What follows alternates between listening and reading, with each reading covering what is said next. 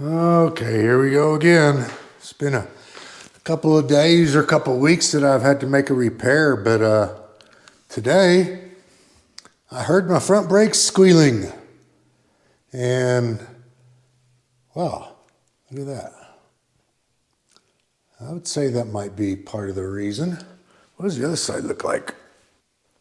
I would say we need to do some work. Now, what you cannot see, and I can, if I look down this way, right over the rotor, it looks like one of my pads, or both of my pads, are rubbing metal on metal. You know the program, knee pads, your juice bike foam packing. What is that? That's 2.5. What is that, 3? It's been a few days, I can't remember. Here we go. 3 millimeter loosens up the pin that holds the pads in place. It's a 5. Ah, man. Takes the caliper off.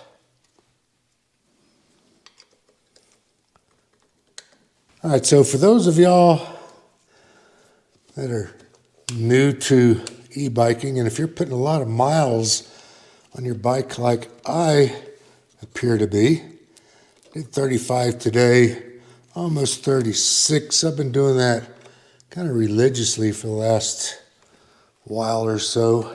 I would definitely suggest to you we might be metal on metal.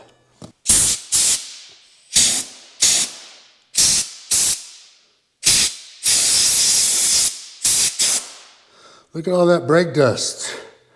And I don't know if you can see that right there. This is the left side, the outside piston. That's the one that's got all the movement in it. The other one doesn't move. That pad looks pretty bare, pretty thin, paper thin, maybe even metal to metal. And that other one isn't much better. I don't have brand new pads sitting on my bench. I've got some pads that I've been changing out and swapping and interchanging. Get those pistons pushed back down in there. Now they'll come out. Still tight. That's because those pistons are really pushed in far.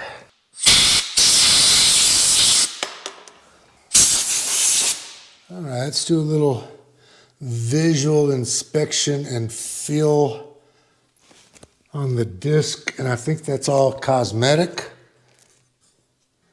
I think it'll be fine. Now let's get the pads up on a bench in a close-up, and I'll show you what's under here. Ooh, looky there. I'd say I'm on the rivets. Did you know that there's rivets? And that's actually on your Tektro pads. I'm running, I guess those are the wear indicators, like on your cars, they make it squeak. And they are not, of course, wearing evenly. But I would say that those are shot. Now, I gotta find the best, thickest, most even pad that I've got in inventory. That actually looks even.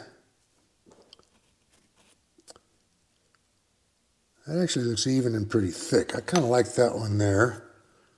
I'll tell you what I'm gonna do, and I'm gonna recommend you do it too. I'll put a link in the description for these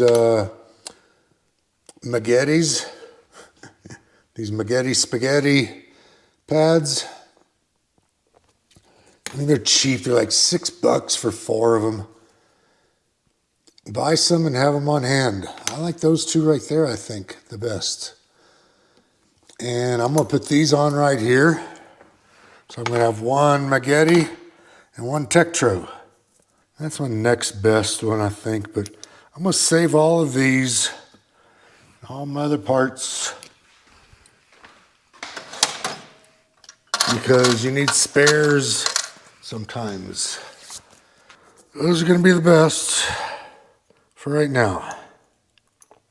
Let's get these on temporarily until my new pads get here. And here's what else I'm gonna show you how to do. Get you some sandpaper. This is 100. This might be a little grittier than what you need, but see that? That's been used and I just took it off. Let's just kind of lightly resurface that. Look at that. See how it cleans up real easy? Much better. Oh shit, I got 200. I got a 200 foamer.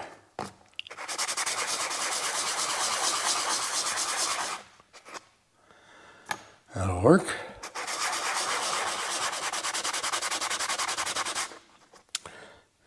That'll work.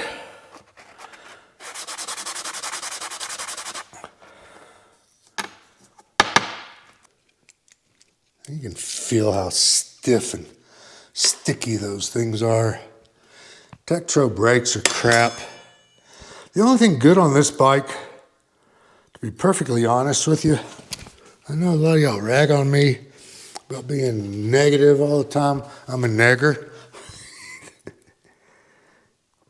The motor's good. It's Bafang. They make good motors. The battery, when it's brand new, it's acceptable. It's okay. But after a few months, 1,000 miles, that battery's crap too. Pads are in. Get your pin. See, on the older bikes, this was a cotter pin.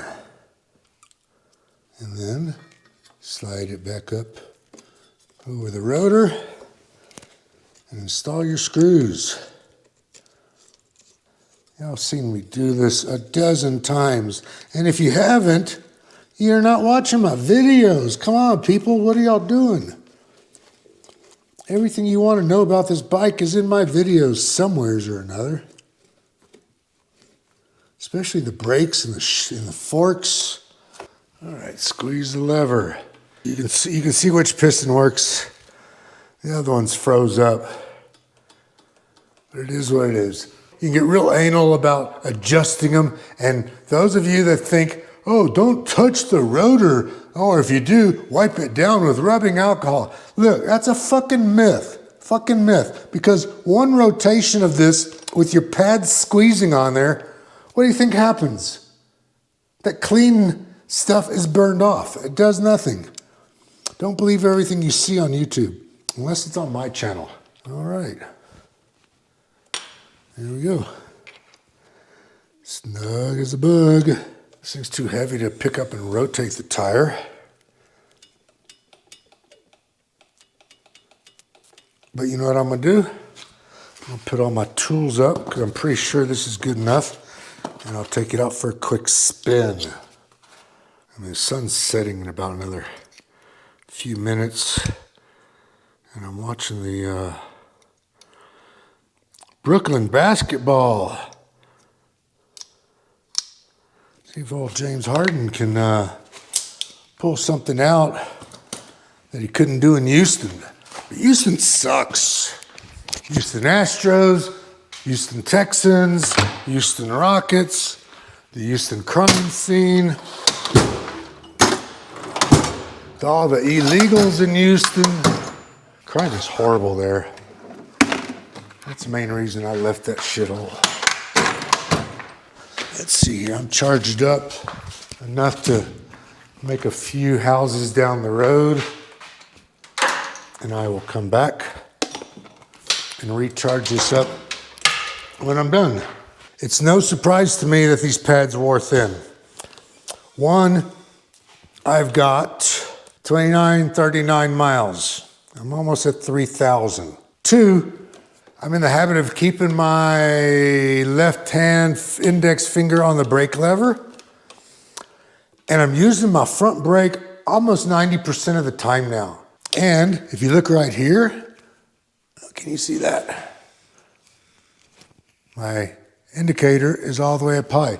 So when you stomp on the brakes, the front end really dives down. Let's go for a ride.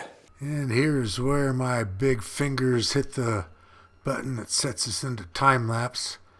Instead of record, I go up and down the road, a couple of houses, and bed in my brakes. Come back and let you know everything is fine, and I will see ya.